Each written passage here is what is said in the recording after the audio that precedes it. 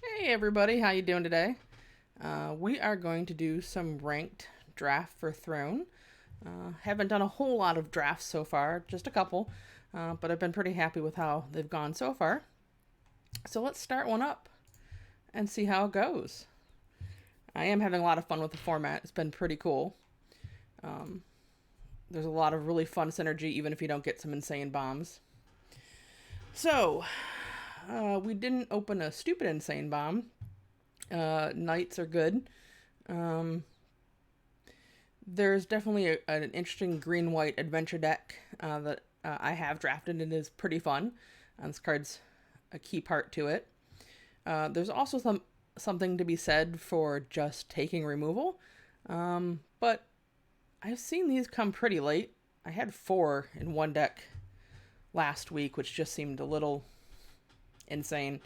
Um, I also really like this guy. The can't be blocked by power 2 or less is a serious thing that a lot of people tend to overlook, and he can sometimes just punch through because there are a lot of 2Xs in this format.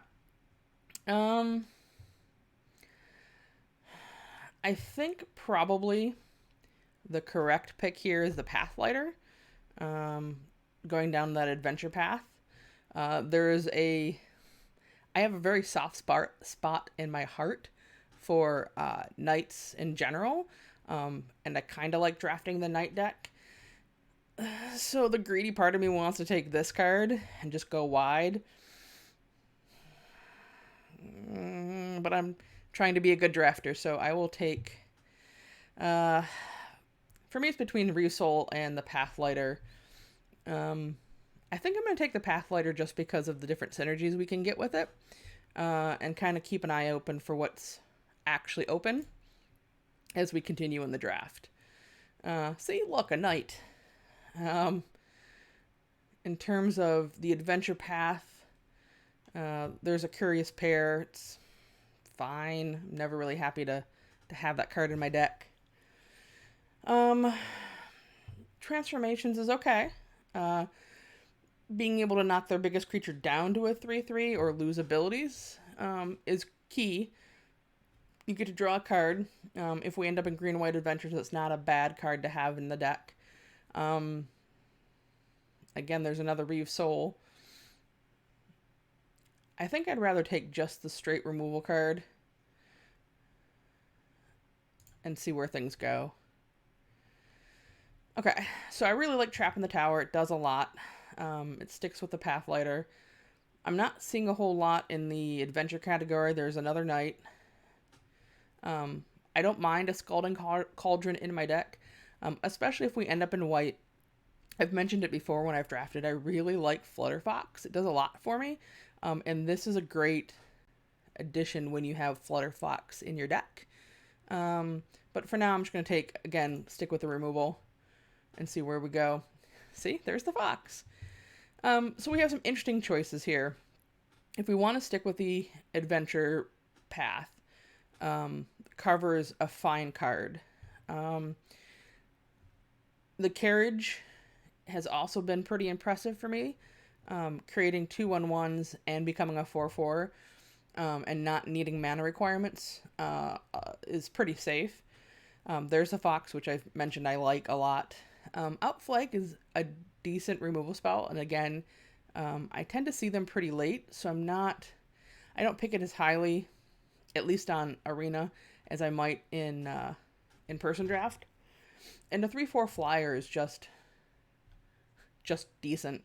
A card that you're probably going to play, but I found I tend to get a lot of 5-drops in this draft format if I'm not careful.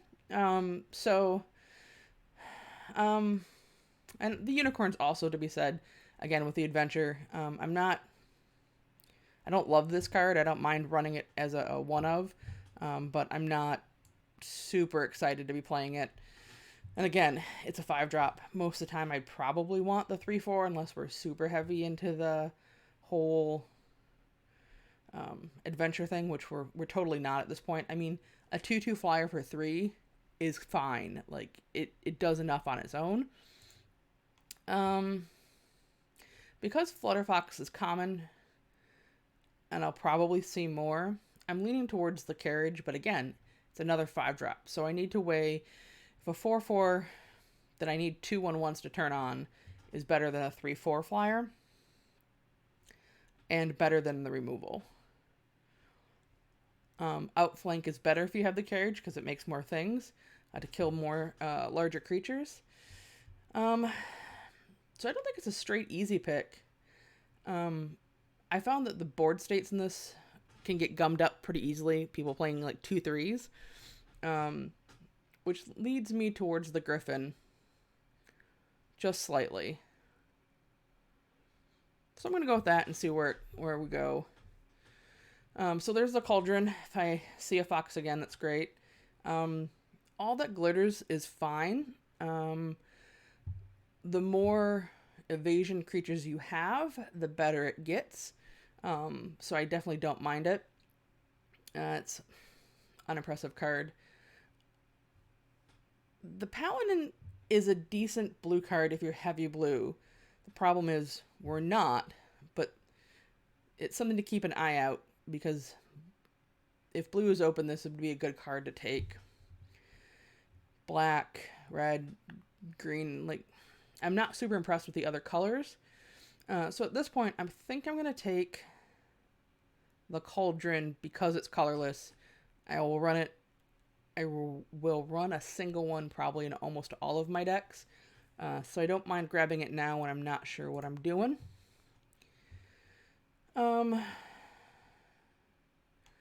Okay, so in terms of blue cards, I like both of these. I don't mind running a singular runaway together. And Didn't Say Please has a lot of really good interactions, particularly with black, which I have one black card I'm not solid in. A 2/1 first strike is fine. I don't mind it. And Ginger Brute's always good, but again, this seems to be a card you can get pretty late. So I'm not looking to pick it pretty highly. I think at this point, I'm going to take the Didn't Say Please, simply because if I end up playing blue, I almost always want one in my deck, if not two. And so if I don't get it now and I end up in blue and don't see one later, I'll be disappointed. There's nothing super powerful left telling me any particular color's open, so we'll keep playing along.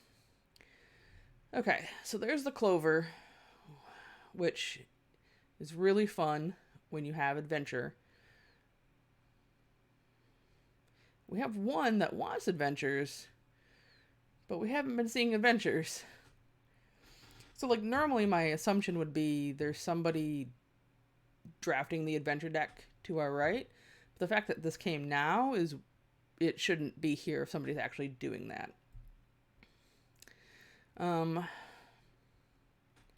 If you're playing the food deck, the witch is fine, but we're not there. I don't see anything pulling me in any one way. On the off chance we do end up in adventures, I want a Lucky Clover. So I'm going to take that now with a chance that it may not make the deck. It's still early in the draft. See, could have gone knights. All the knights. So we've got the Sorcerer's Broom, which is fun in a food deck. We're definitely not there. This advances the Adventure Clause. So we'll take the Unicorn.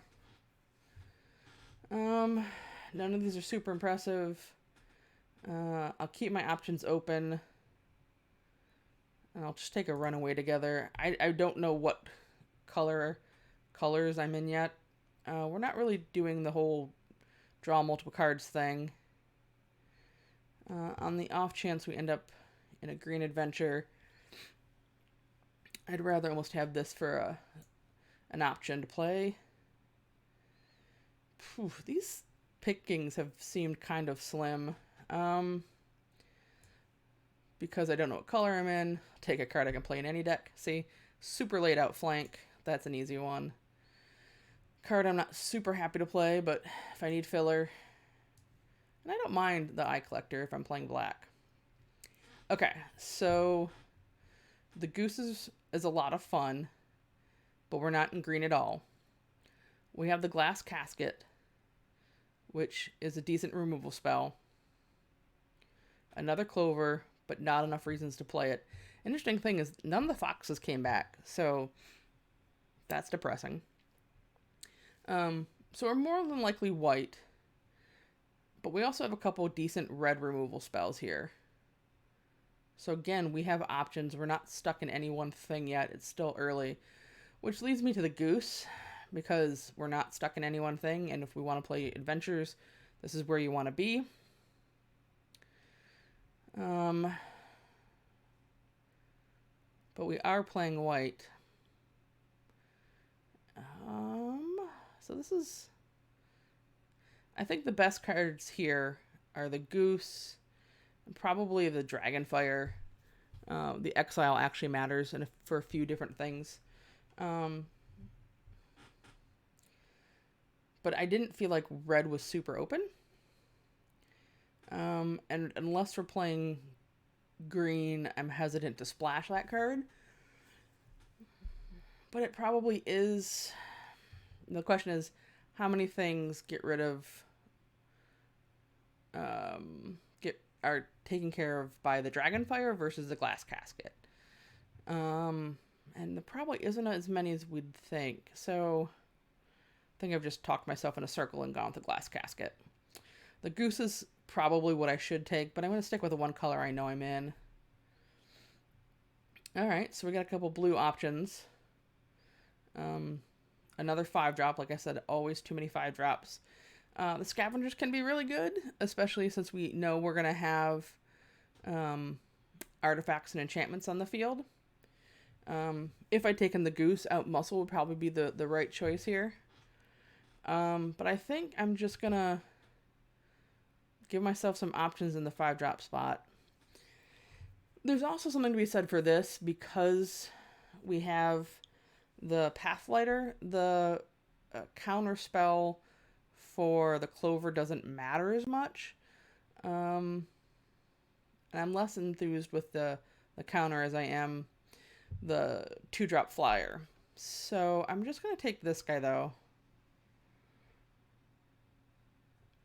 Yeah, I'll take him. Drawing card's good. Ooh. Okay, I really like Urge a lot. Not playing black, though, makes it a lot harder to cast, especially right now we're mostly white. We've got the Fox, which we've talked about, and I like, and the Griffin, which is another 5-drop. So at this point, I'm abandoning black. That's definitely not it. If anything, we'd want to move into green. So the question is this worth taking and maybe not casting until later, which is definitely a thing. But I think I'm going to take the Fox, just because it's a 2-drop that I like. Another outflank, which we get late. This one might not be too bad for us based on what we have already, but even if it's a 3/3 for 3, I'm kind of unimpressed with it. Not a huge fan of the turtle. Let's just take another outflank. Alright, this guy is kind of what we want right here. Gives our stuff flying, is an adventure. The Secret Keeper, a lot of people like this card. It's an 0/4 that stops the ground. But I'm going to take the Fairy Guide Mother over it. Okay, got another Fox. If we were going more on the whole draw cards, your second card thing, opt would be an option. The Monitor is also a great 2-drop for this type of deck, because it turns on the Fox and it just blocks the ground really well. But right now I'm not super worried about that, so I'm just going to take another Fox. Man, should have done the Night thing. That would have been so cool. Vaguely regretting that choice now, but that's okay.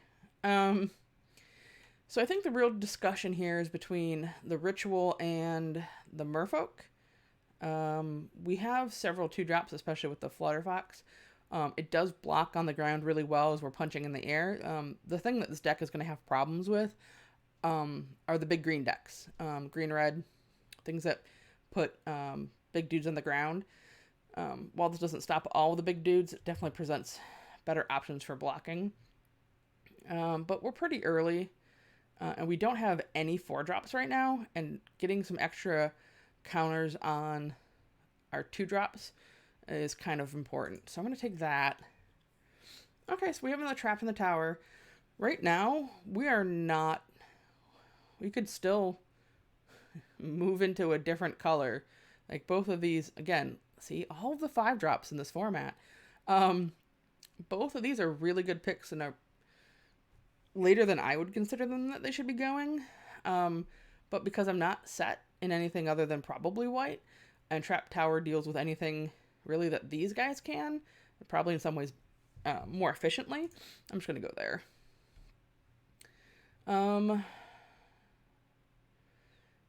So I have actually never played the cow.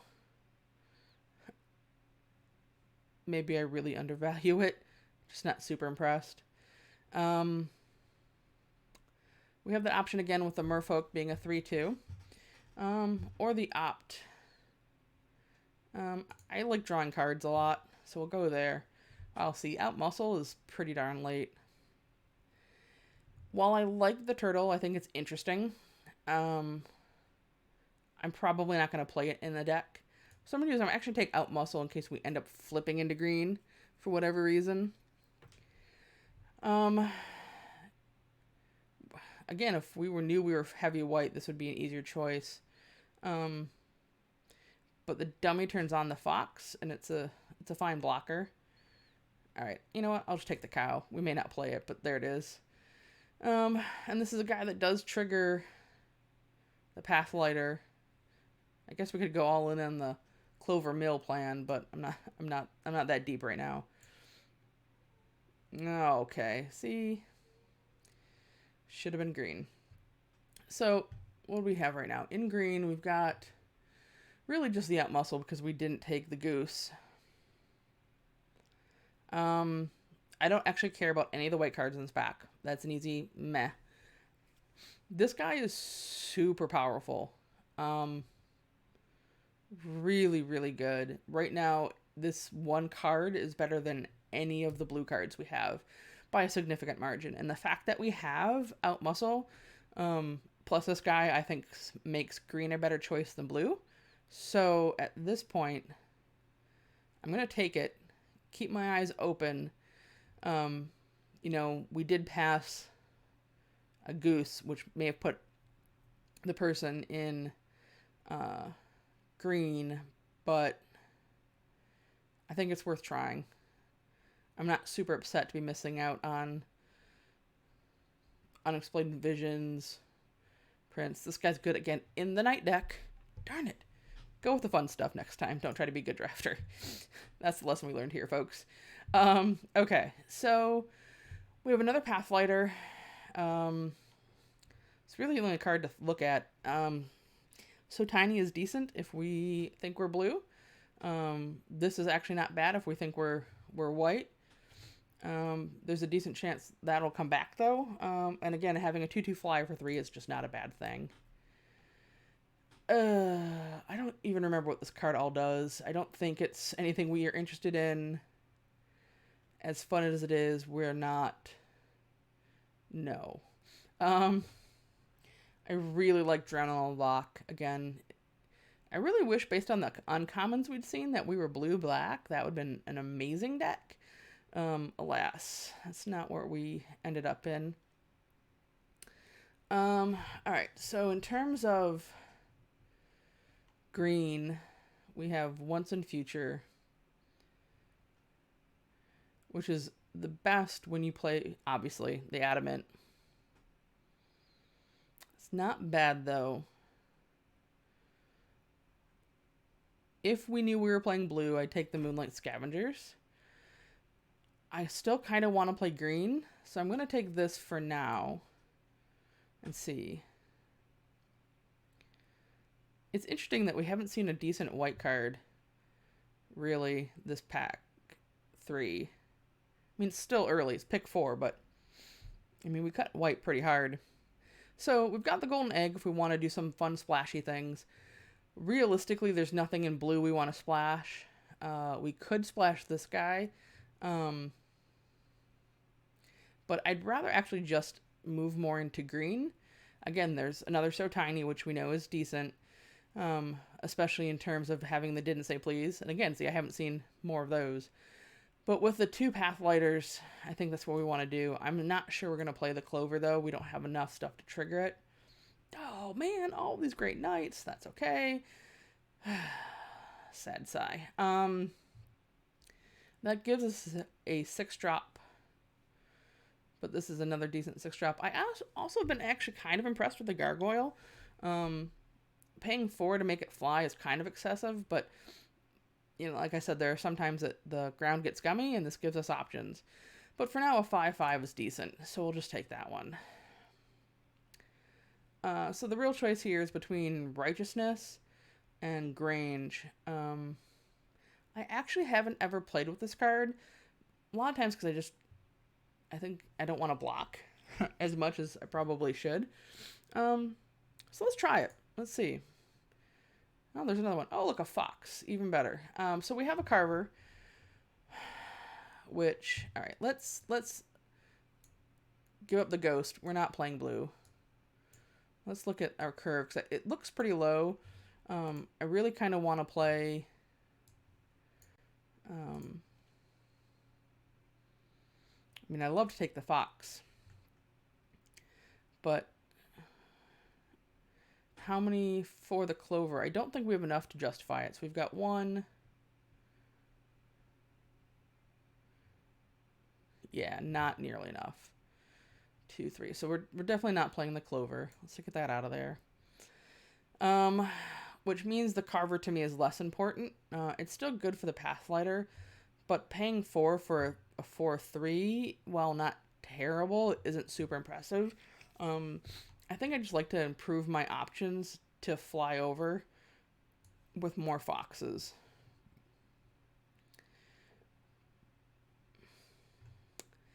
So we already have a ton of 2-drops that we're probably going to have to look at cutting. Same way with 1-drops. So maybe we won't play the Righteousness. We'll have to go through this, you know, as we get closer. I kind of want to take the Brute just simply because he turns on the fox. It's a food source. And just pinging for 1 actually is a thing. So we'll have to look at the deck. It's kind of wonky right now. Probably not playing any of these cards. I think most likely, if anything, I've never actually cast Weapon Rack myself. I mean, compared to like getting 3 counters as a sorcery versus getting 3+ counters, plus maybe vision, this just seems better. Probably never playing this card. I guess I'll take this. Probably not playing that card either. The equip cost is ridiculous. But if you have like an all non-human deck, popping it on something and then later making it more of a thing is fine. Yeah, we'll just take the Grange. There's something to be said for, you know, still blue being an option, but I don't think enough of it. Another, I guess I actually should have taken the Back to Nature card. Oh, another one of those. All right. So there are a couple different things to look at. Keep in mind we do have the blue to turn into, but nothing on the level of even just the couple green cards we have. We also need to evaluate this in that we're probably never getting Adamant on it, which right now, looking at the deck, might be the thing I cut. But,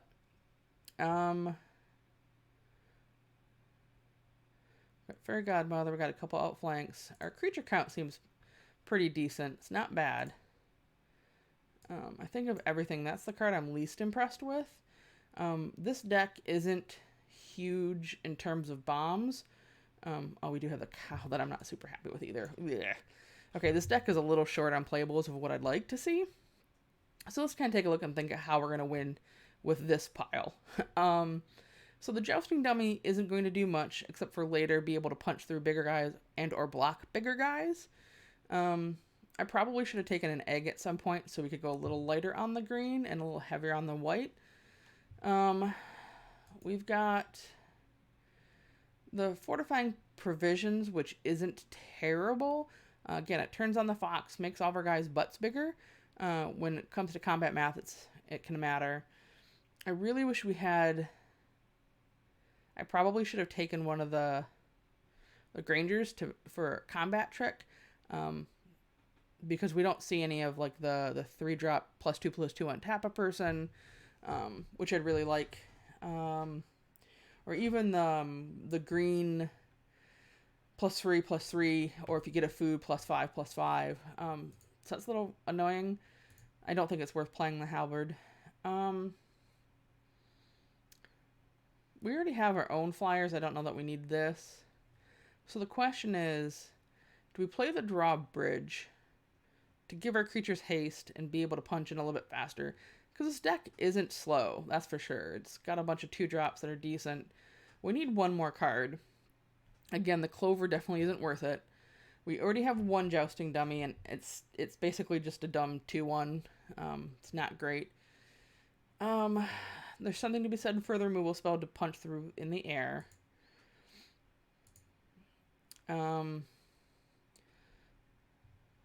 This guy is fine to come up the ground a bit, because that is one thing, like I said, we're going to have problems with the big green dumb guys. Which actually leads me to kind of want to play this, because it allows our flyers to get in, turns the foxes on, and is a decent blocker to like the night decks, the red-white aggro night decks. It's also not a human. I don't think we have a lot of humans in this deck. Or any? Huh. Yeah, okay, no humans. So this guy's even better. So we're at 14 creatures. We've got 8 different ways that make the fox fly. So I think the argument here is, do you play Fell versus something else, like an Outflank or the Righteousness?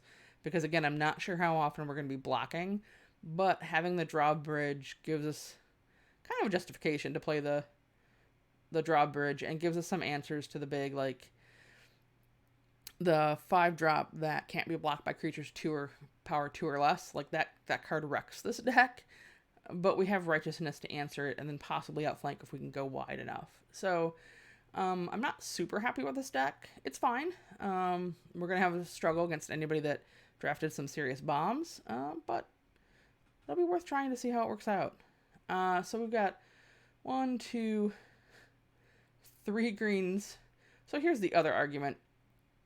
Theoretically, you could just be mono white, play the dummy, like another drawbridge, a keeper, battered cow, some combination therein, to make your deck just super smooth. I'm not there though. I am gonna cut down. We have 3. Yeah, just 3 green cards. Yikes.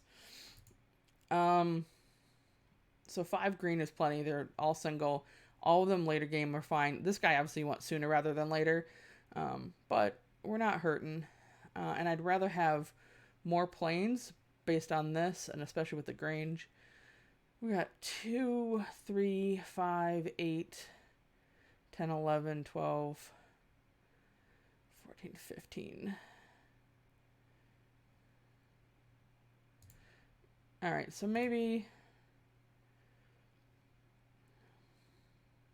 we don't even need that many white sources. We don't have a single double white source needed.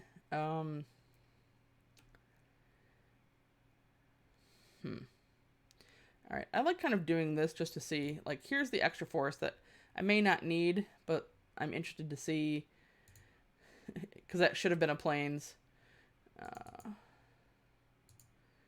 Let's go, and then we'll add this. So that gets us to where we need to be.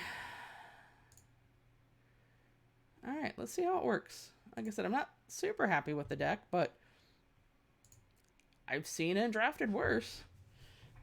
I think the key thing here will be getting the foxes into the air. We may find out after a game or two we really do need the do 5 damage to a flyer to make sure we can get in. But we'll have to see.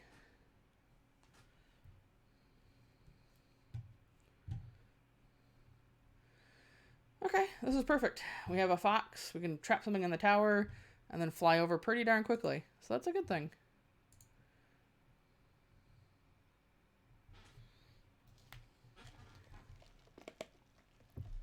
I wish we were on the play, but you can't have everything you want.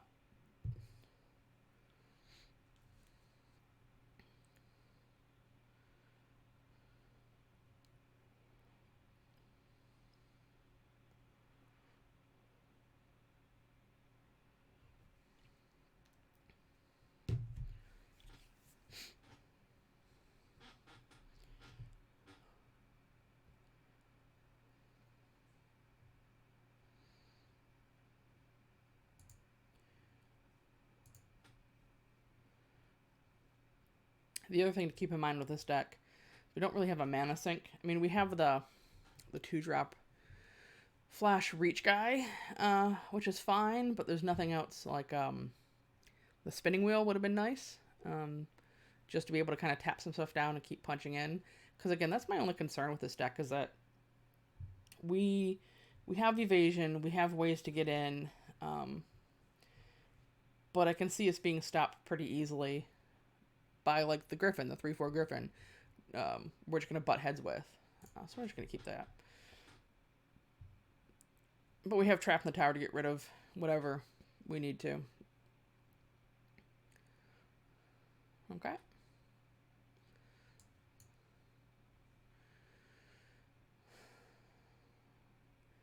I'm not going to play the Forest until I draw a green card that I need to cast, simply because I'd rather play the Plains 3 in a row, so that as soon as I draw one of the Granges, I can play it and put a counter on something.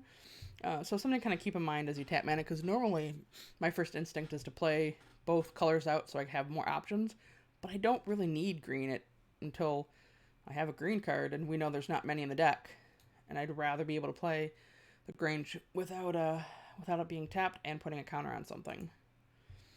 So he's probably black white knights. I mean, you can play this card in any black deck. It'd have to be a black white. Ooh, all of the foxes. So I'm gonna play the fox. At this point, I don't need a trap in the tower. This guy, if nothing else, I can outflank it next turn by playing the fox and the outflank. If he plays something crazy, I can trap in the tower to give the fox flying. Wow, it's going to be hard to say all night. So we'll have to see. I also have the option of playing the Pathlighter. So I have a bunch of different lines I can take depending on what they do now. I am not blocking that guy.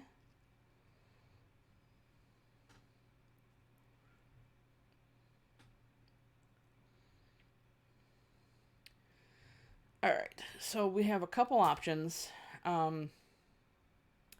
We could play the Pathlighter and not attack. They're obviously playing a black-white knight deck, or at least a sub-theme if nothing else.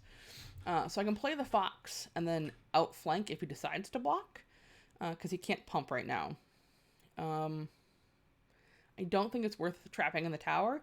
So the question is if the 2 extra points of damage and using the outflank to get rid of the Vigilance guy is worth it versus playing the Pathlighter.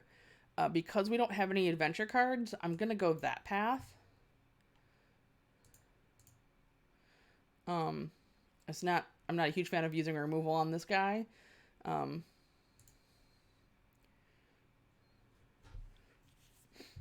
also have the option, if he equips the skewer to that knight, that's a little harder.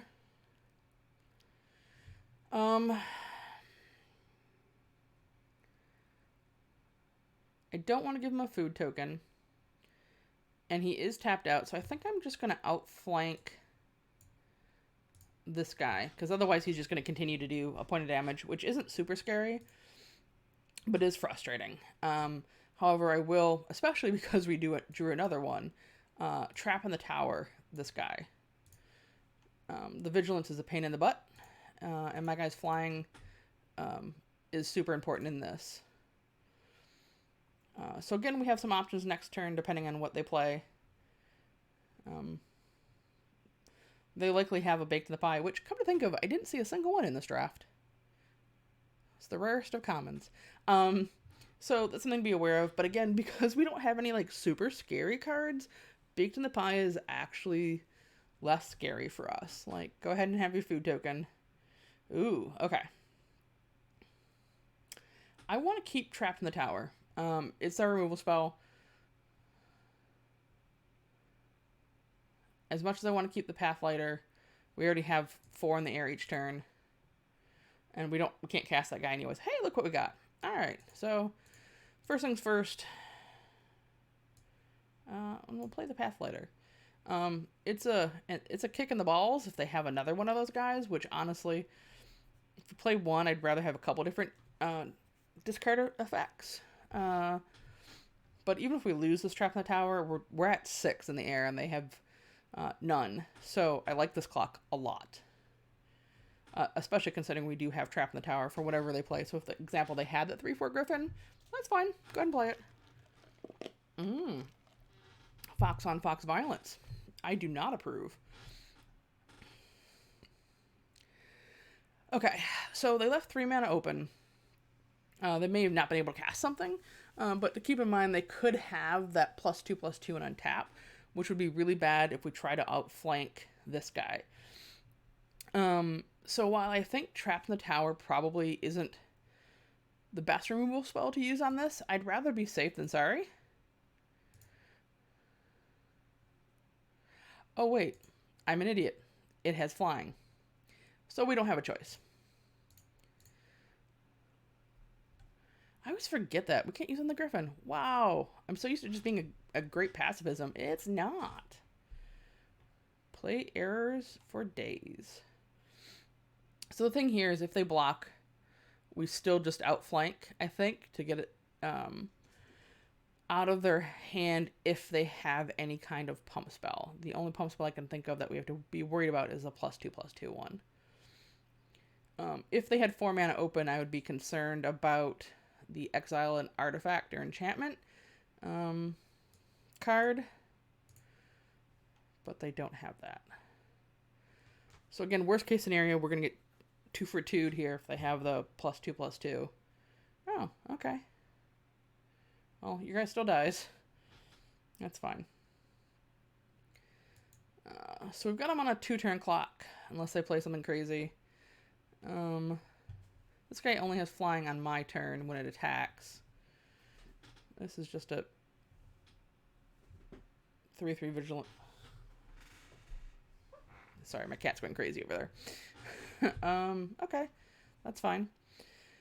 We should keep attacking in the air. I'm going to just play a 2/2 knight. We definitely don't need to trap that guy in a tower. It's not a threat. God, not flying. Gotta remember that.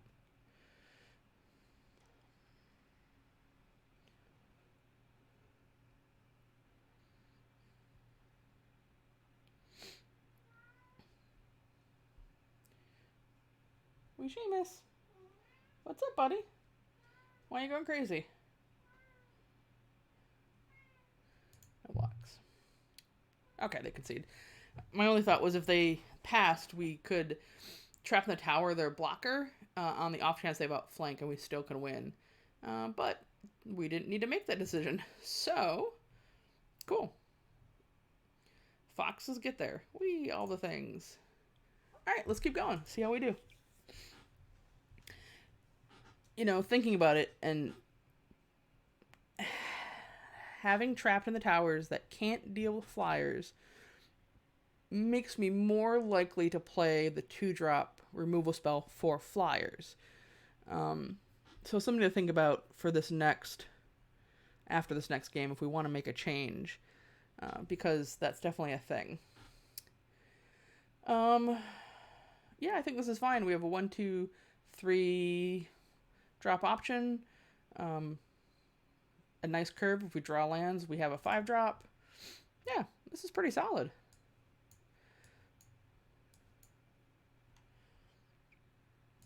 Get in the damage early. Like I said, just pinging for 1 is not a bad thing. Hey, look, they're doing it back. That's fine. We don't need to pay the 1. Play the dummy. We're not going to block the brute if they attack in. This just gives us too many options, especially with outflank or any other things we have. So I'd prefer it if he paid the 1 so that he would get through. And nope. Okay.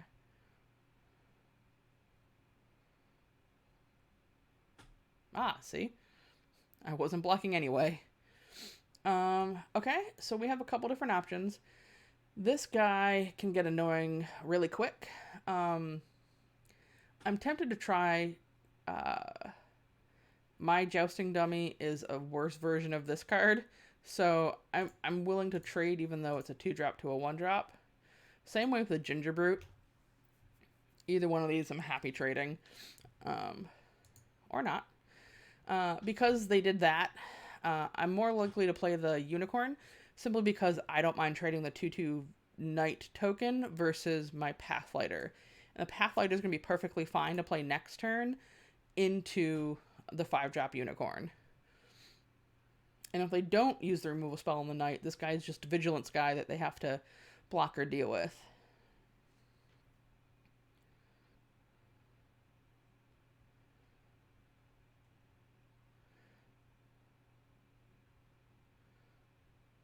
Doing some math there.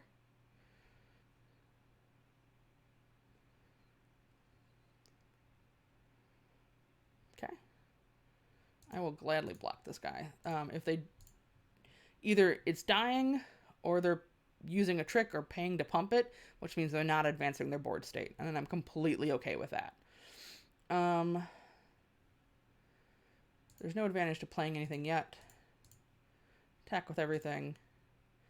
I'm actually, again, going to hold on to the forest for now. Just leave some ambiguity to what we're playing. And again, I'm never blocking that brute with the Pathlighter. Especially knowing that next turn I have the 5th land for the Unicorn to make a 4/4 Vigilance, which is awesome. I can also go stupid greedy and play the Pathlighter first to try to make a 5/5 with Vigilance. Okay.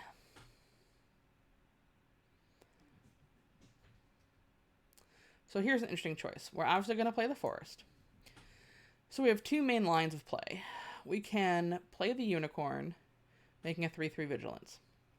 What I actually like better, and is definitely greedier, but they're mana screwed right now. I'm going to play Trapped in the Tower, targeting this guy. Then I'm going to attack with everybody. Again, I don't mind trading either the Brute with the dummy. That's fine.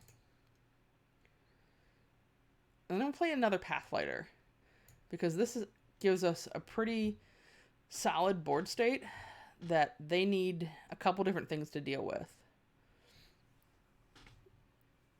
And playing the Unicorn as a 5/5 is kind of ridiculous. Okay. In case they have tricks, I'm going to play this now. Alright. So I really don't mind if they...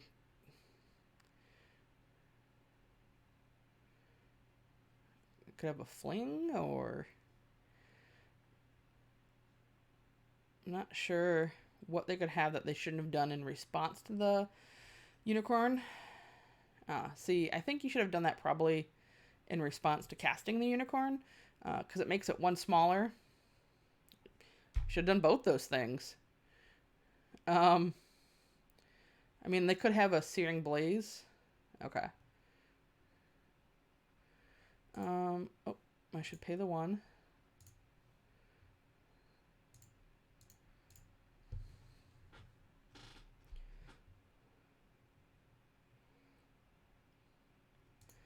Yeah, I definitely think if you have 2 removal spells, there's no reason to wait until combat when I do that before combat. And I did that thinking that they'd have, like, something, but, yeah. Like, this 5/5, imagine this was a 3/3. If they had killed those guys, this would be a significantly different game. This guy.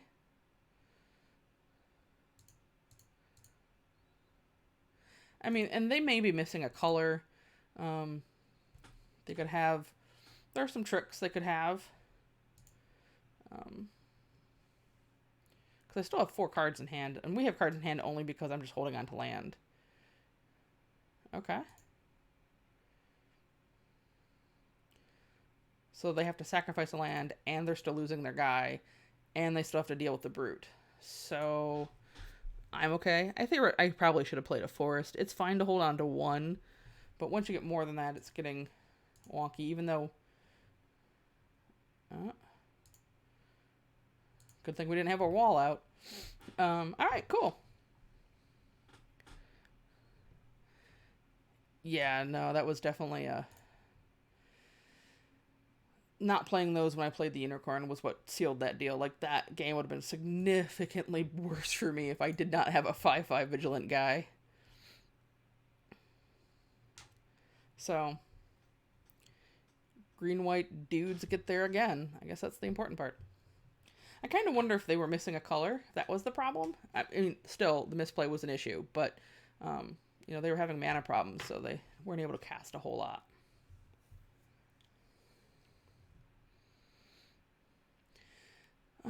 Alright, so...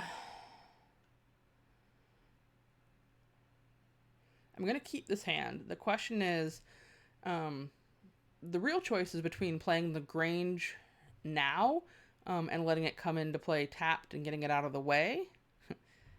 Hi, Siggy. Or do we hold on and hope we draw another Plains? If you haven't figured this out already, I tend to be kind of a greedy player, which is not necessarily a lead you should follow. So at this point, I am going to play... My plan is to play the Plains.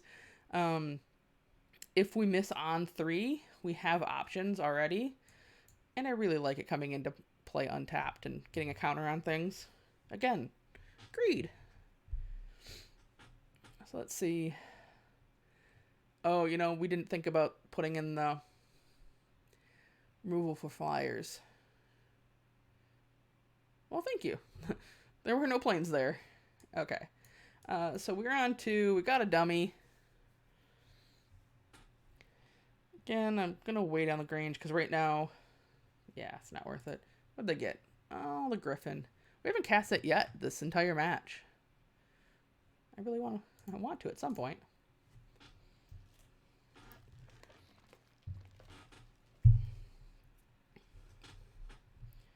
Yep. Hey, buddy. Aha, we got there. See? Greed is good. I'm going to attack. There's very little we get punished for by attacking into this. This is where you can get some free damage in. They decide to not block because I could have the +2 and untap. If it were me, though, it's probably worth blocking to at least get the trick out of my hand and make me waste my turn. But let's hope they don't.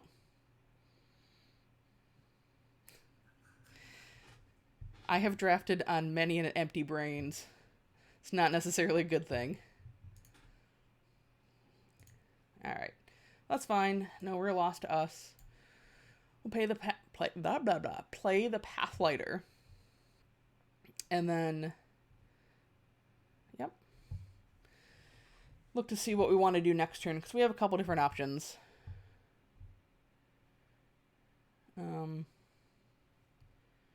We know at this point the ground is going to get gummy. So the dummy is basically just going to sit there and not do a whole lot. Ooh, fun. And not for us. Okay, so they plan on drawing a lot of cards. Got it. We don't actually have removal. 5 drafts? I'm not sure if I should be scared or impressed. I feel you, though. Let's see. Okay, so we've got... Whoa, we're gonna get fairies. Okay, so we could put the Grange out now.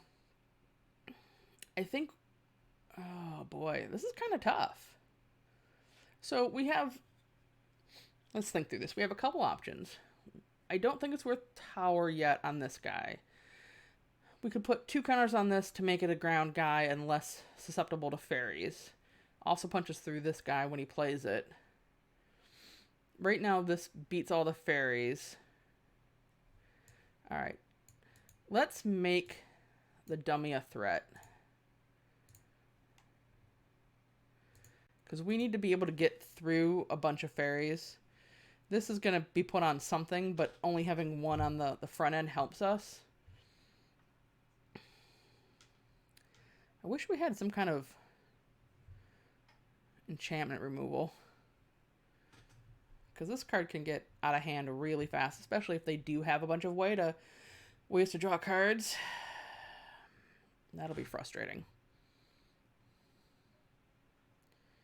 Oh, they opened good cards. Oh, okay. Yeah, this is a thing that's gonna be problematic, folks. So let's think about this. So this guy is now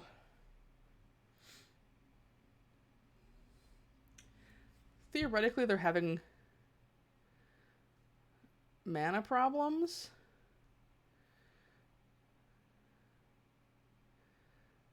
Which is our only hope. Oh my gosh.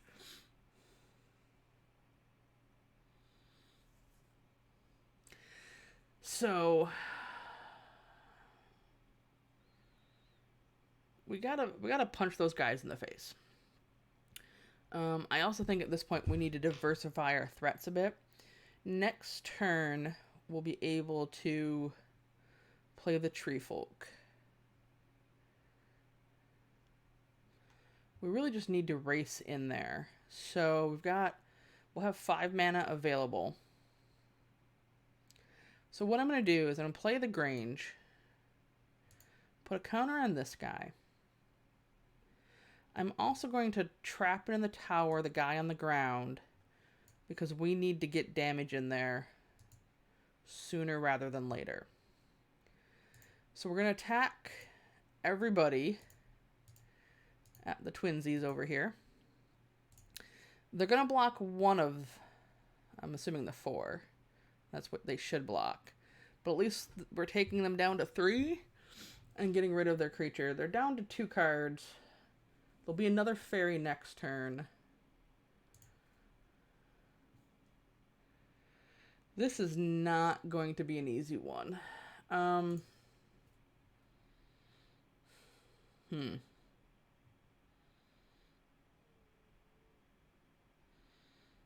Okay, so we know they have a 2/3 and there's 2. Okay. So at least that tapped them out. They should still at least activate this ability to draw and discard to make a fairy. The problem is that gives them 2 blockers.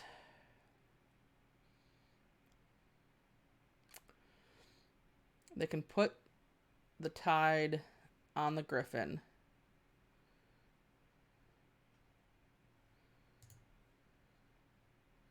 Hopefully okay, no, that's what I was afraid of. Alright. We are in trouble.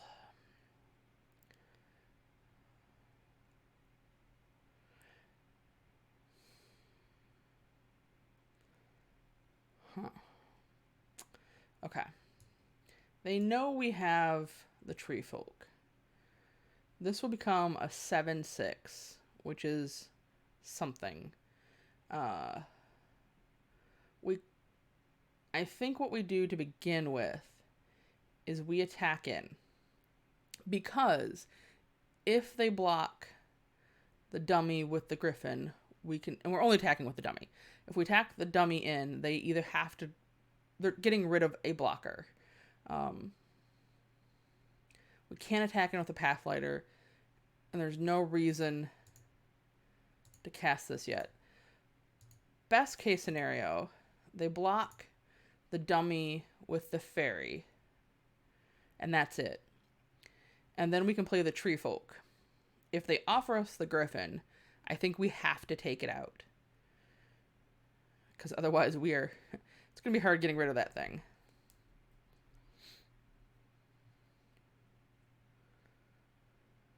Okay, so they're giving us both. The Griffin comes first.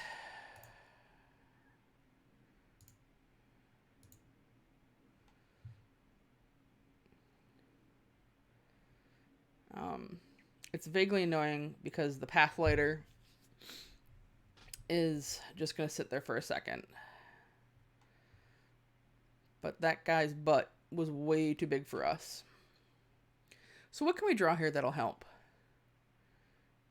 Oh, that would have been great. This is where we wanted the Preserver. Alright.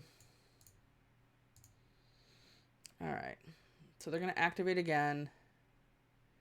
Maybe. I'm assuming. Oh. Okay. This is gonna be rough. Have I mentioned that yet? This is gonna be a rough game. Alright, so if they put both of the mantles on the flyer, that shuts that down. We can play the Tree Folk.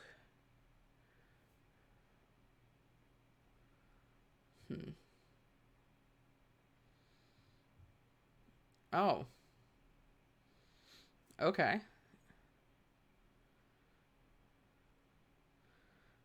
Interesting. So, what... Ooh, this is... Okay. So we've got 7 mana. So we could play the Fox and then play the Ritual. The Ritual makes this guy a 4/4, which means they can't kill it this turn. And then makes the Fox a 3/3, which is also a threat to these guys. We don't actually care about the ground guy. We could play this and hold up these for later. But I think we need to get more in the air. They're just going to keep pooping out fairies, and we need to punch through those. Yeah, let's do this. This may not be right. I may be getting...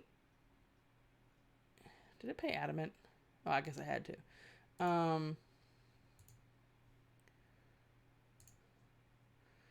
At least this way we're getting rid of one of their blockers for sure. I mean, I'm assuming. Okay. So once again, we're going to have...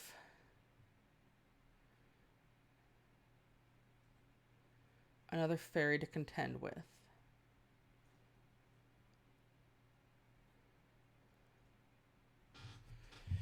Whew, boy. Hi, Seamus. Yeah? Come on up. There you go. There's a little wee Seamus for you.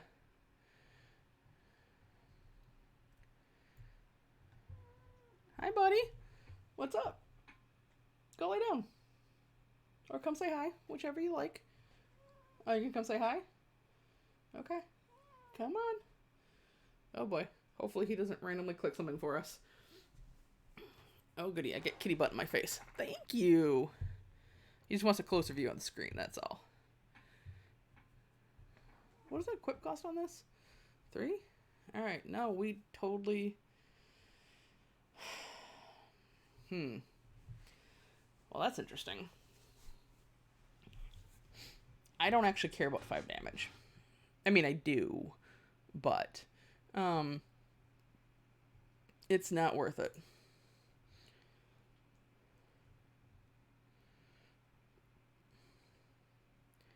I mean, this is problematic because we're currently racing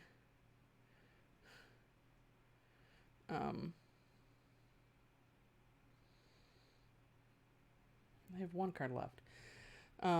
We're racing against this guy.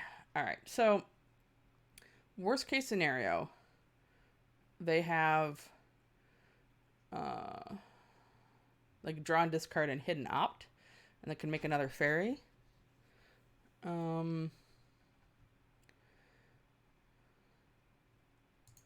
think I have to just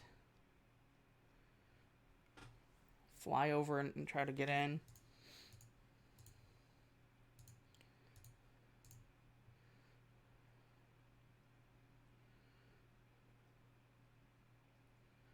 There's also plenty of removal spells that deal with like the fox at a 3.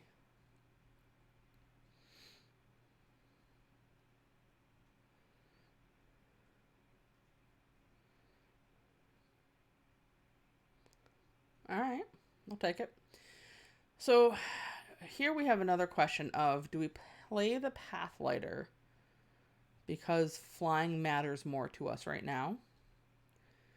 Or do we, and then we can make this even bigger. But this is a 7/6, doesn't get beaten by this guy even with all the things on it. So again, I think we just want to put pressure because we're already on the back foot here.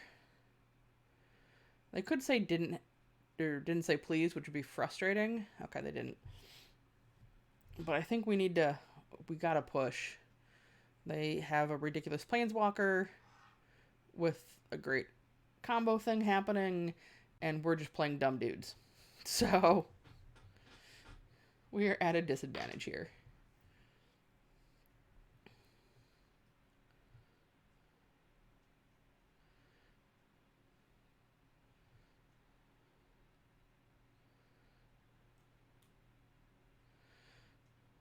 Huh. I'm a little surprised that they left the mantles on that guy.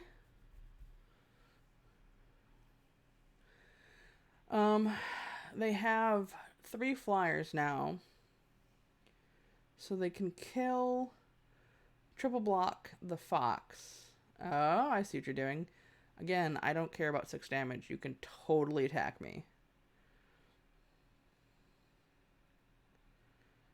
At some point, I'm going to have to worry about the damage I'm taking from this guy.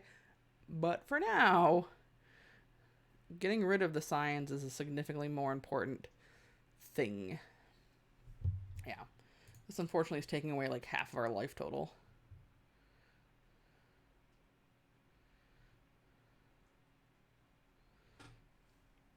Man, I'd really like another trap in the tower. Do we have one left or they get it?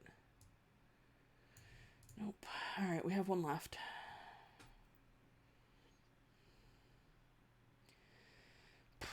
Alright, first things first. Let's attack all in. Boop, boop, boop. We're probably going to block the 7/6 with the 0/4, which is fine. And get rid of a couple flyers. Even with the pump, we don't have lethal on the swing back, even without playing the Prophet or the Pathlighter. So it's less scary. Again, at some point the argument is, do you get rid of the Planeswalker or do you just go for the face? But these guys are just powering all these different parts of their deck. I think we have to. Okay. So the question is, do we play the Pathlighter or the Prophet? I think the right choice here is play the Prophet. We get to scry 2 and set up our next turn where we can play the Pathlighter and hopefully a trap in the tower or something. Or an outflank.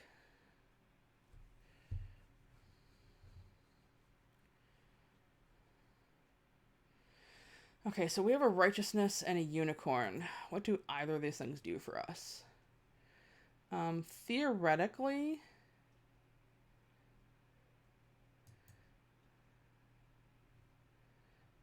I mean, this blocks the 4/7 pretty well. We can also just throw out a 2/2. This will then be a 5/5 with Vigilance. I don't think this is worth it, though.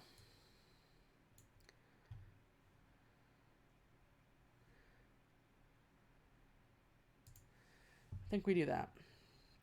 I also think it's probably right, depending on how they attack, to block with the Prophet, because otherwise we're going to be at too low of a life total.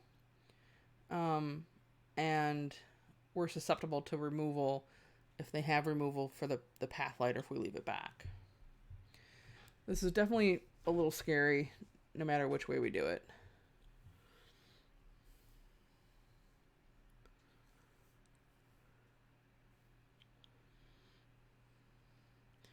On the plus side, unless they play something to draw them a card, because they use that ability, they're not going to get another fairy, which is good for us.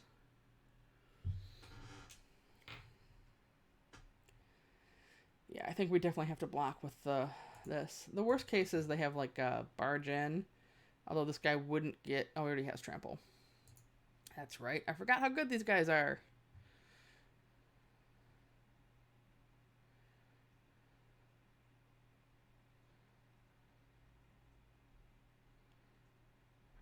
Okay.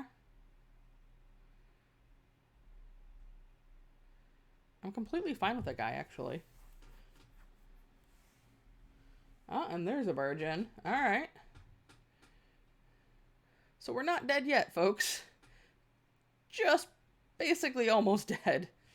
Okay, on the plus side, we can attack in with the 7/6 and kill the Scions. Leave these 2 flyers back to block the 2 flyers. We have the Pathlighter, that's also another flyer. And any of them we can cast Righteousness on. And at this point, we are not actually dead. Hold on. Or we have Lethal on board. I could just pay attention and notice that we have 14 points of damage. They have no blockers. They have no cards in hand. This requires red. Yeah, we could just kill them instead. That seems like a better play. Wow. Okay, almost missed that. I was so focused on the Scions. I wonder if I missed it before. But for now, I didn't miss it. And I can't believe we won that game.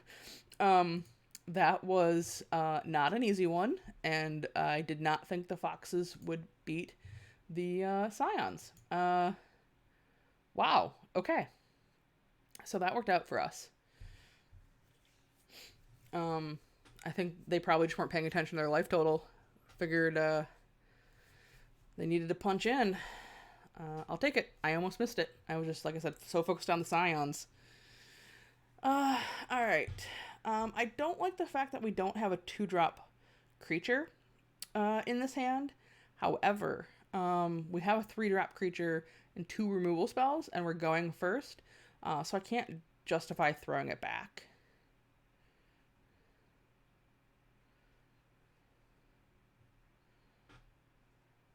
Did they mulligan? I didn't catch that. They did. Okay. Once again, being greedy and running the planes out there. Hoping we'll hit another one at some point. Ooh. So this goes against my normal play your planes. Yeah, we're going to do that. We're going to flash that guy in. First time we're going to cast him. Oh, yep, you get that guy. We really want to see the fox right now. That would be sexy. It looks like he's riding a fox. Fox should come to help with his fox friend. That's what I think. Alright. Nothing 1-drop we really need to worry about. Alright, didn't get that. So I'm just going to attack. It's not worth waiting to play this. While I love getting counters on this guy, this is just important. We're going to pay 0.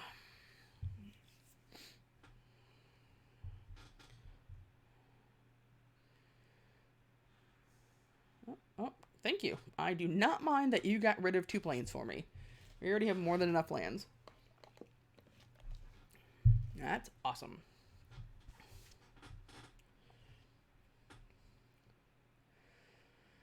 Alright. Okay, so we just have all the removal. I'm just going to attack in. If they do something crazy, we have outflank. Next turn, I get to play the Grange onto something fun.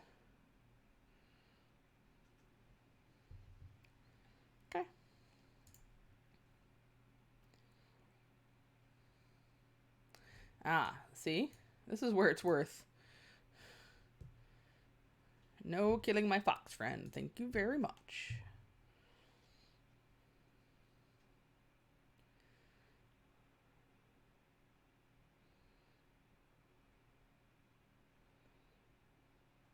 Okay. Yeah. I'm a little sad to lose the tree dude. But that's okay.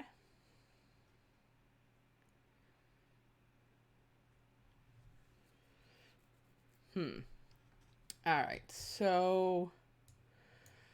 we're going to put that on that guy. This again is where I can get greedy. They only have 2 cards left in hand. And they're at 16. I really like the idea of trapping the Secret Keeper in the tower and punching in for 5. I don't think we're going to be using Righteousness anytime soon. If they have Run Away together, I don't mind if they bounce either creature to my hand. So we're going to not let Arena tap like an idiot. Pretend we have a green spell. Thank you very much.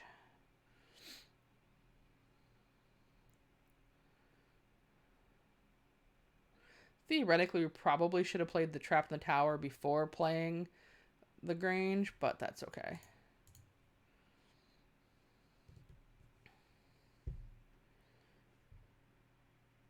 Okay, that's fine. Next. Still taking 5.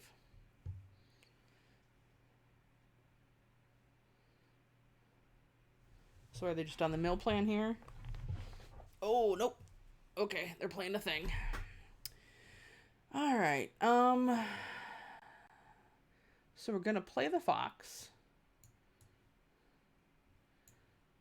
Pretend I have a green spell. Thank you. And we're actually just gonna put 3 counters on this guy. And only attack in with him.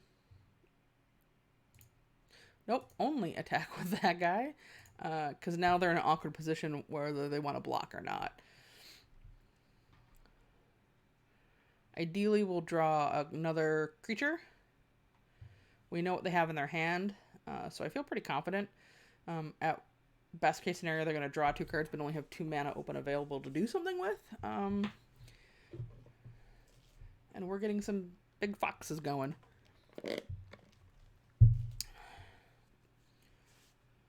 You are more than welcome to attack in with a griffin. I wouldn't complain. That's probably unlikely, but I can ask. Ask nicely.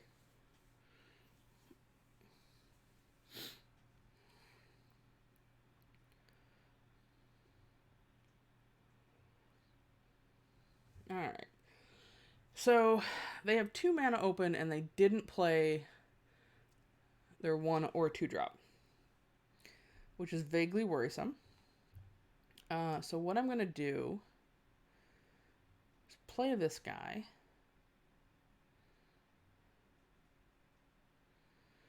I am not going to pay X because it's already bigger than everything we have. I am, however, going to tap 1. And then I'm going to attack with everybody. Because we have outflank, which means I can kill this guy. He also has to do something because he's just dead on board. Ooh. Fun. Okay. That's vaguely annoying, but that's okay. We can still just kill the griffin. What is this, a 3-drop? Okay. So what we do here is we flash this guy in. And then we outflank to kill him. So all of our guys are still alive. They're at 2. And we have 4 creatures. So they can play 2, 3 blockers, right? 5, 6. They have enough mana to play 3 blockers. Worst case scenario, we just swing in with a brute if they play something crazy. We can't punch through. Okay.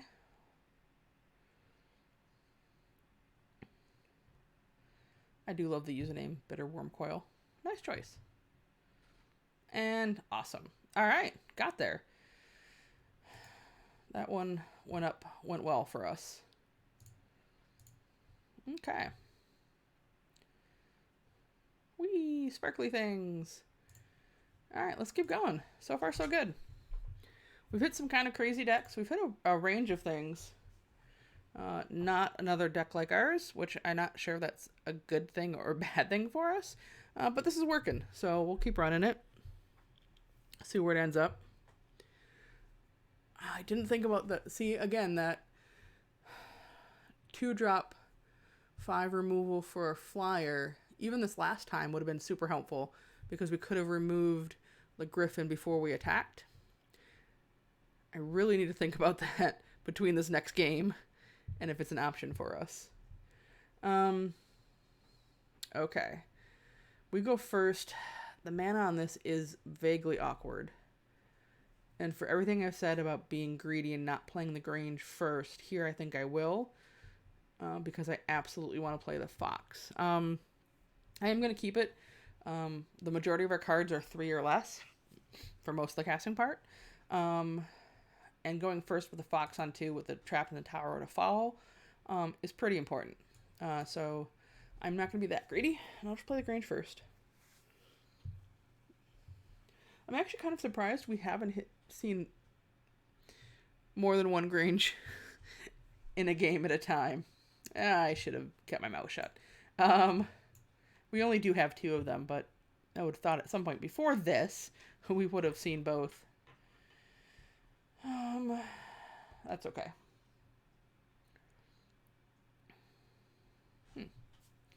Just cycle that. That's fine. We don't need to make them fly. We'll just play as is.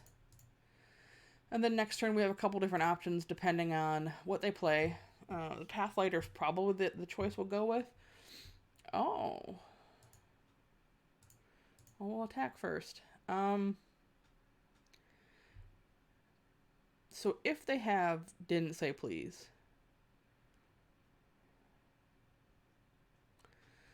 So this is less good for me, the 2/2 Night token, but I like being able to get the unicorn out of it, especially with the Pathlighters. But I really don't want my Pathlighters countered, so I'd rather you do this and possibly lose the 5-drop. Okay, see? Yeah. Oh, my foxes. Oh. And land. I actually would have been happy with any of those 3 cards. That's okay. Big on the cycling. I like it. Alright, so they've got 2 mana open. I think we just attack in. They could have like Drown in the Lock. Oh, so tiny. That's fine. I'd rather be on that guy than this guy.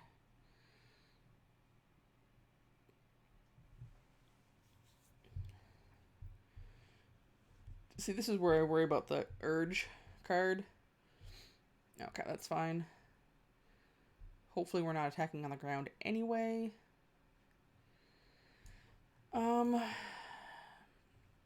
It's likely that they have bounce,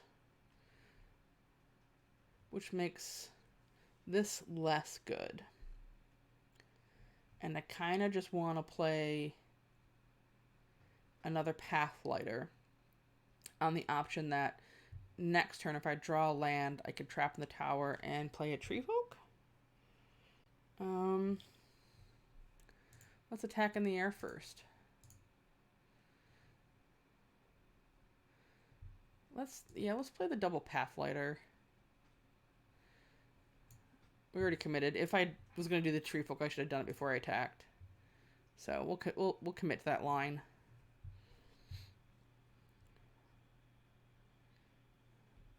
It would have also made Outmuscle slightly better. Okay.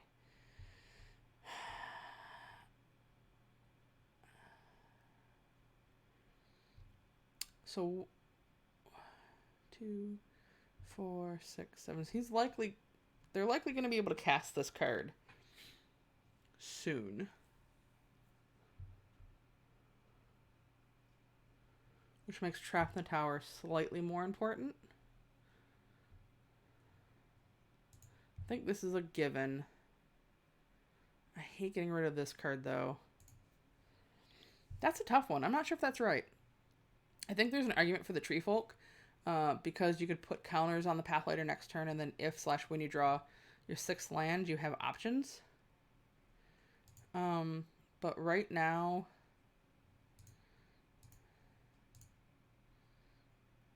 I don't know.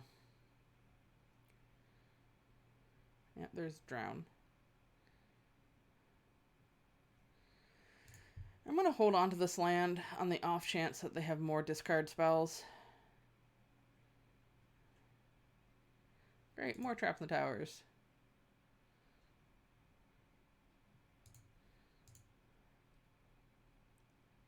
Another Drown in the Lock? Okay. Like I said, based on their deck style, Runaway Together doesn't surprise me. So we'll just play another Pathlighter and hope they don't have Didn't Say Please. In turn. Probably... Oh, nice.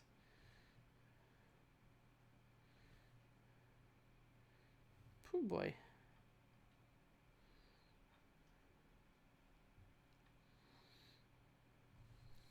Would you like a Trap in the Tower, or how about a Trapped in the Tower?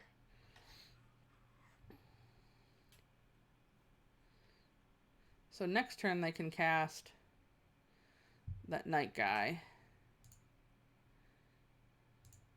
Oh, now we're going to attack with him. Hopefully they're just holding mana to... Oh, bake that guy into a pie. That's fine.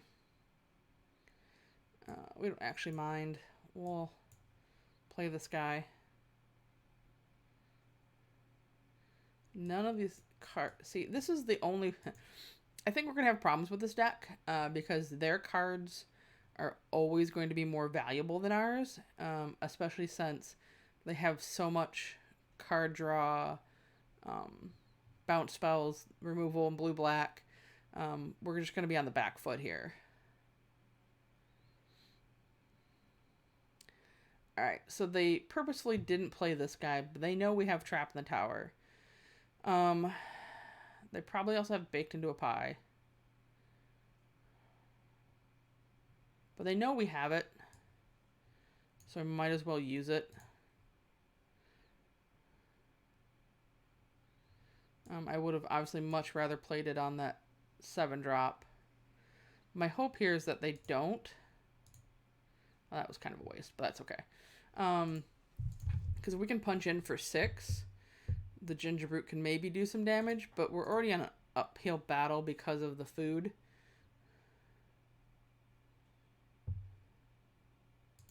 That's fine.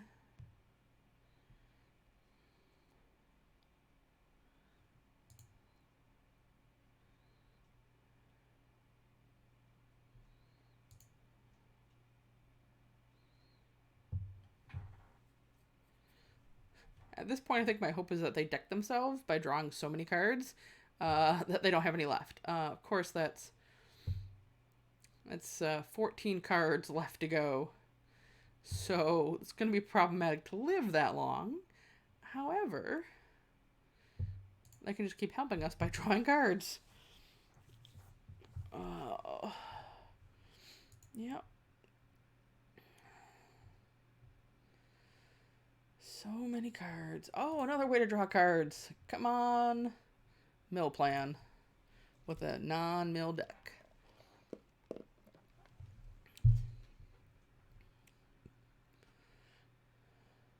Oh, that's not good for us.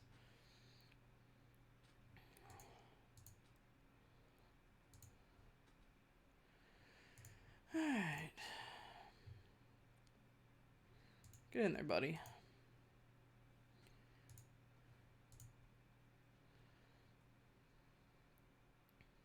Aw, poor little Ginger Brute. I mean, I guess if any creature's going to be baked into a pie, it should probably be the Gingerbread Man.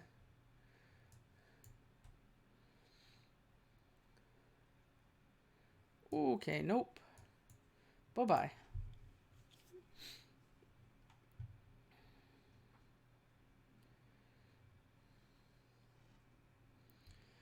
Oh, yeah, see, they have awesome cards. That's... Like, this graveyard just looks fun.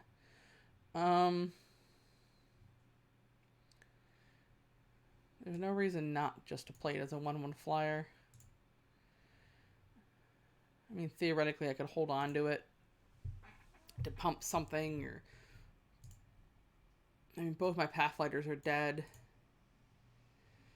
This is another serious uphill battle. They're down to 9 cards. So we got that going for us. However... Oh, completely. Wow. That was 5 lands and... Yeah, 5 lands and 6 cards. Whew. Oh, they're definitely on the mill plan. Nice. Unfortunately, we're dead to flyers in less than 9 turns. Flyers. See, this would have been a reason to hold on to this guy.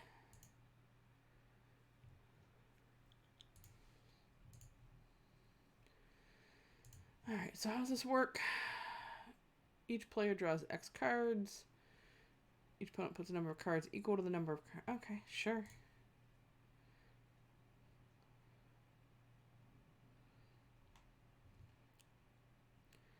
I will gladly take that card from you. I would prefer if it weren't a land.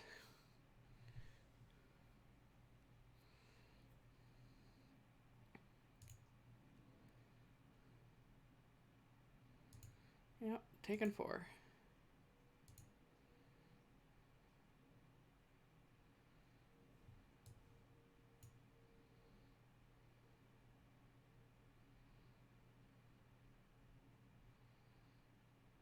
Oh. So we're down to 9 cards now.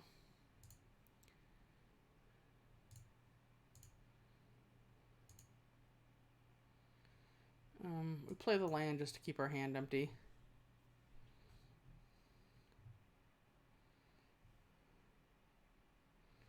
Cards. 7 cards. Yep.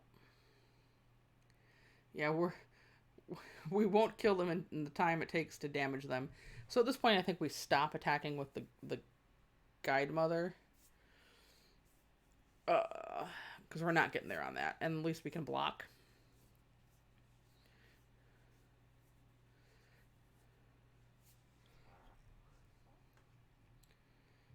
Ooh, are we actually going to be... Oh, look, we've looped through our deck.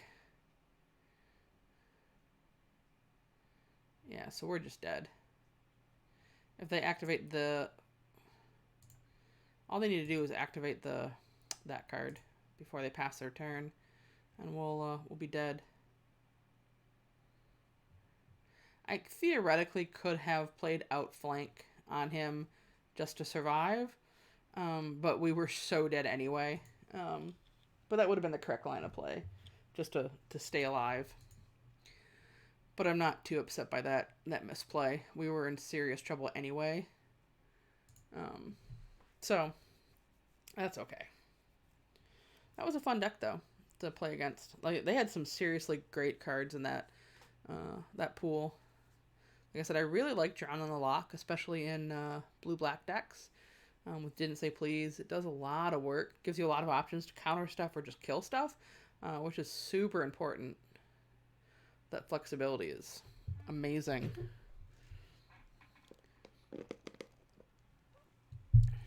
All right. We go first. We got the Fox. It's actually kind of a weak hand, and then we don't have anything to follow up the Fox.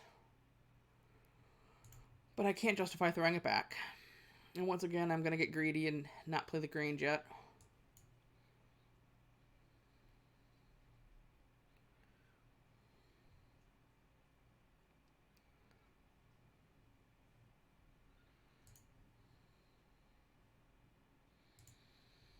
Alright. another plains and another fox. Hopefully we're not playing blue-black again. We can't take the good cards versus green-white mediocre cards.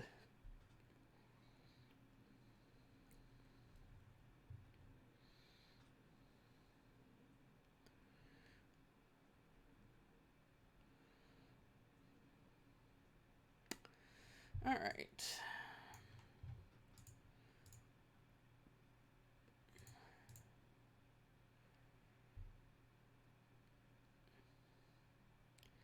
There was definitely an argument that I should have played the Grange, so that I could do a little bit more next turn, but I like the idea of playing the Pathlighter out if they have something. I mean, we're not really going to be able to play anything on 4 at this point, but I don't know that I need or want to.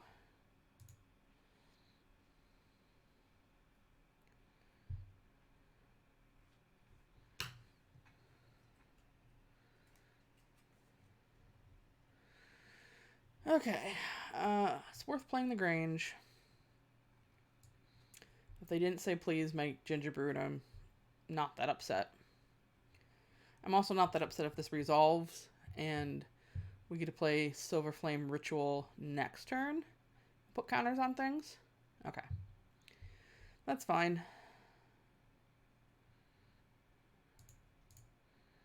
Still getting in for 4. And we still have the option of the Ritual next turn. They haven't... Okay, so they've got that guy. Oh, frustrating. Okay, so...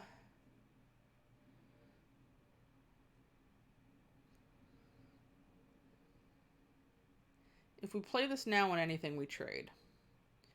I think what we do here is still offer the trade with the end of that flyer. It's a little awkward, but these guys have vigilance. Plus, it makes my out muscle better for next time. Hey, Griggs. I love the fox, man. It's awesome.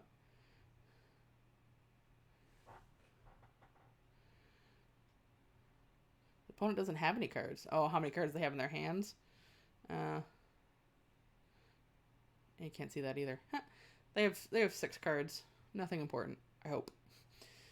Oh, okay. Well, that's annoying because we don't want to outmuscle that guy. All right. So I think we just play the fox. And do we have a trap in the tower gone yet? One's gone, so we still have 1 left in the deck. We really hope for a trap in the tower. We hope for 2 more lands to play the Prophet. This puts us on the back foot.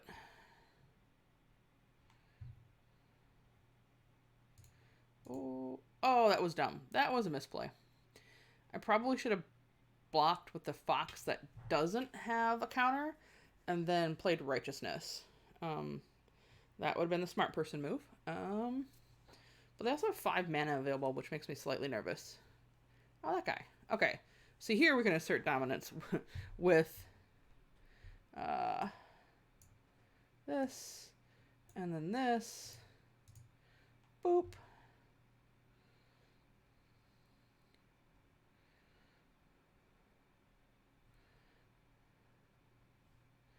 Yeah, I like drawing cards. I mean, I should be drawing, not letting them. I know. Oh, well, that's frustrating. All right, well, we attack with this guy, right? And then we can trade with that guy.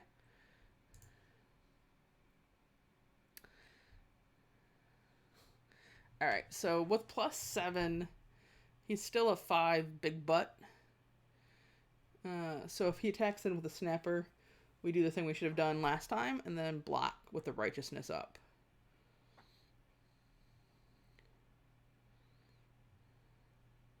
Why are you looking at my fox? Don't look at my fox.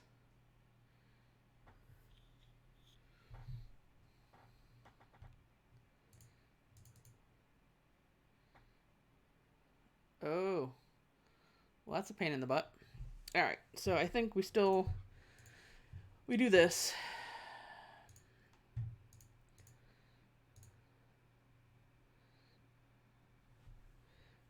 This isn't a race we really win.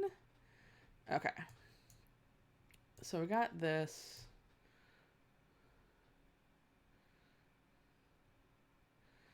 Alright, so right now the trap in the tower doesn't do a whole lot. Although he's got, likely if he draws a land, he'll play that guy next turn. So I'm tempted to leave it up. Our foxes fly, so I can block the 5/5. And at this rate, I do win this. So if he attacks in, and then plays the tree folk, that would be nice.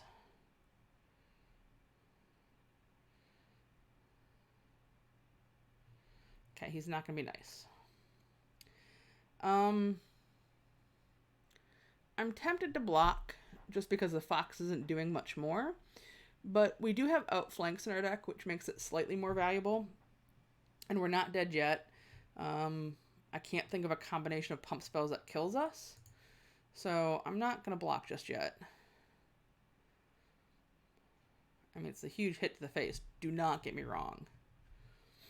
We really just want him to play a land and play the tree.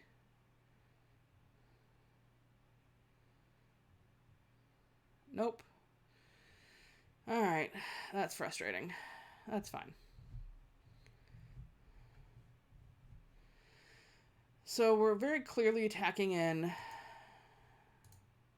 with this guy.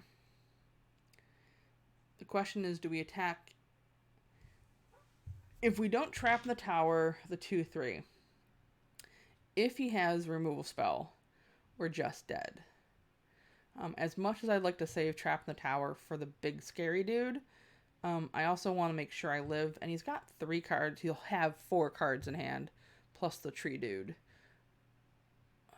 So this might be overzealous, but I don't want to die.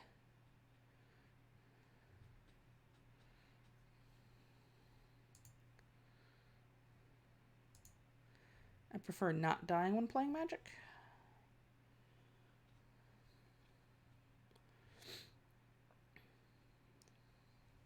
Fortunately, we don't know what this next card is.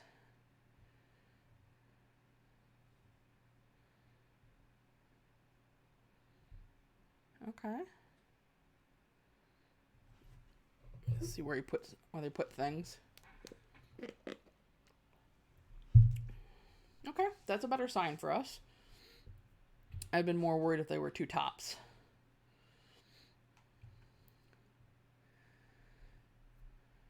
And depending on what he has in hand, they may not want to attack anyway. Okay. So that doesn't help us here. Now they have 4 mana available and could have all sorts of tricks. They could also just be hoping to draw 2 cards.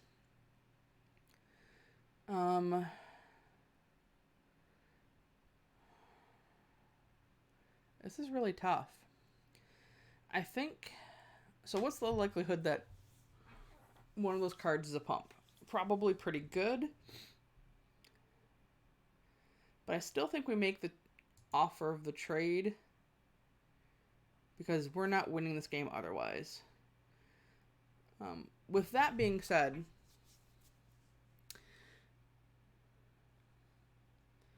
the question is, do we attack in with the fox and the prophet? If there is no trick in hand, they have to block the prophet.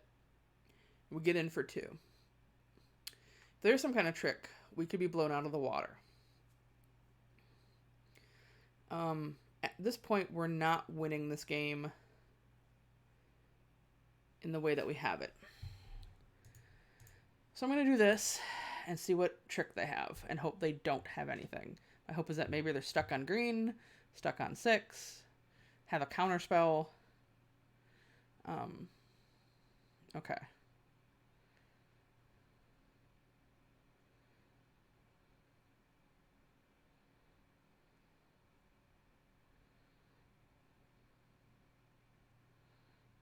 Yep, that's fine. I mean, it's not fine. Let's just pass. We still got them down at 3. Our ginger brute's gone. 1 trapped is gone.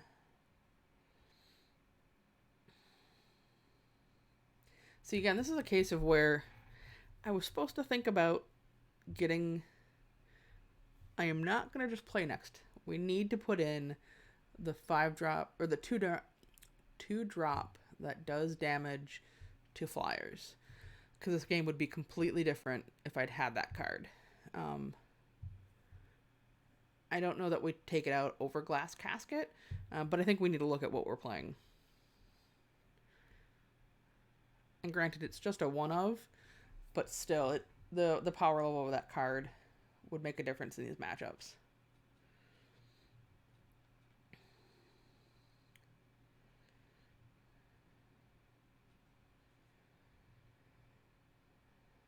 Alright, so he has 1 unknown card in his hand, and then he's got those 2 adventures. We have nothing to do here.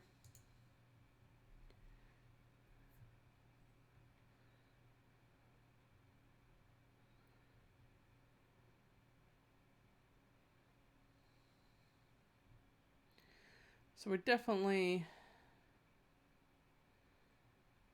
Okay. There are way too many pump spells to not block. I think we just have to. I'm not sure what's in our deck.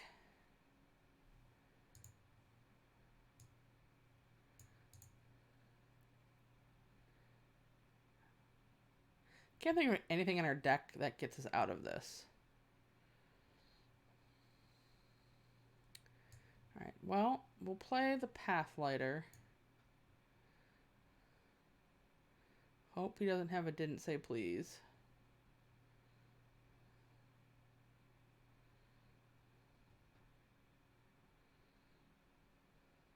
And he does. They do. Oh, they're... Oh, okay. And then we play Glass Casket on the Acolyte to just not die. I think we've pretty much just lost this game. Because we can't attack in. We have to block the fox to one of these things. And then they have the Carver or Tree Folk in hand plus an unknown card. And we don't have anything that... we don't have anything that does anything. So... Okay, well... If they have a pump, we're dead. We're really dead anyway. I don't know why they didn't attack in. They probably think I have a trick, but with 1 white mana, and the only thing I'd have would be Righteousness, which I've already played. So I'm not going to block. It's the only way we even possibly have an out, and I don't even know what that out is, but we'll keep playing.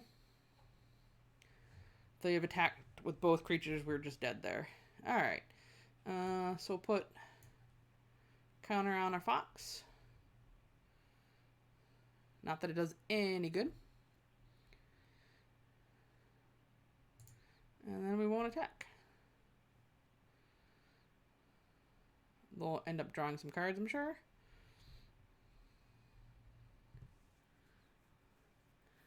Yeah, if they had just attacked with both creatures, we're dead. I don't know if a single white spell and a 1-drop that saves me. My fox will block the cat, and we'll still get crushed. Alright. So, before I hit play, we are going to go look at putting that removal spell in where it should have been. Okay. This, we haven't drawn it, but it's done nothing this entire time. So let's just remove that. Play the pheasant. Um, Other things to consider: what has or has not worked for us. We haven't actually drawn, I don't think, the cauldron this entire tournament. I don't think the halberd's worth bringing in. And again, our games haven't been on the ground. The only thing that's bad about getting rid of the drawbridge, not that it's actually an issue, is that it limits the ways that the foxes fly, which almost makes me want to play the fortifying provisions, because not only is it an enchantment, but it makes an artifact. But I don't think it's better than any of the cards we currently have in there. And I think this is going to be a tough race no matter what we do. I feel better now that that instant is in there. But again, this is just green-white, mediocre stuff. Fox power. So, let's try the foxes again. See what they do. I mean, if nothing else, we beat the blue-red Planeswalker today. I'm ecstatic. That game was insane. So, it's been a good run, even if this round goes terribly. Speaking of terribly. Alright. Oh, this is tough. No creatures that we can cast. 3 removal spells, technically 2, because Outlast does nada with no creatures. I think I have to throw this back. We're going first. We need something. And hoping I draw something other than green creatures or 4-drops is problematic. Yeah. Alright, much better. This is significantly better. But I don't want to throw any of these cards away. I think we get rid of the Jousting Dummy.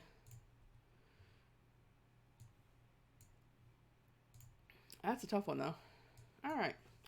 Considering that was this is a much better 6 than that 7 land was. So now next turn we have the option, if we need the fox to fly or they play something insane, we can Glass Casket. I'd almost prefer to... Oh, no, we're going to Glass Casket. Never mind. That's an easy one. While it's not Pack Rat, I don't want to play against that card. Always be foxing. I like it. I love this fox, man. Again, it's just like a consistent overperformer for me. Alright, you know what goes well with fox? Is let's just kill this menace guy. Again, there's an argument to be made to play the Pathlighter first, but that guy's pretty decent. I just want to get rid of him. We'll just keep foxing in. Alright, we can stop drawing planes, though. That would be a nice thing. Alright.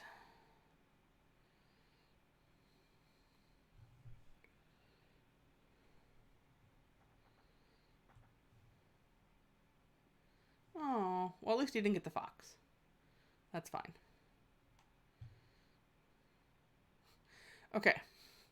When I said we could stop drawing planes, I should have been clearer.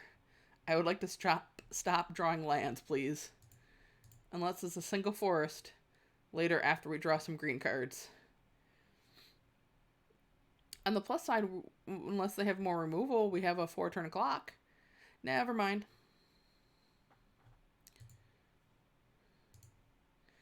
Well...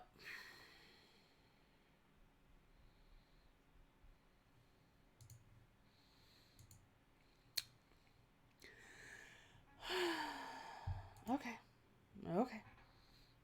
It's gonna be that way, huh? This is the card that I said never played. And now she's gonna punch me in the face. I would love to see a trap in the tower. I have lots more foxes. I think I have at least 2 more in this deck. But I also seem to have a lot of planes. Yep. Just gonna keep drawing planes. 6, 7. I think I only have one more planes in the deck. I think. Yep, this is a problem. Oh, goody.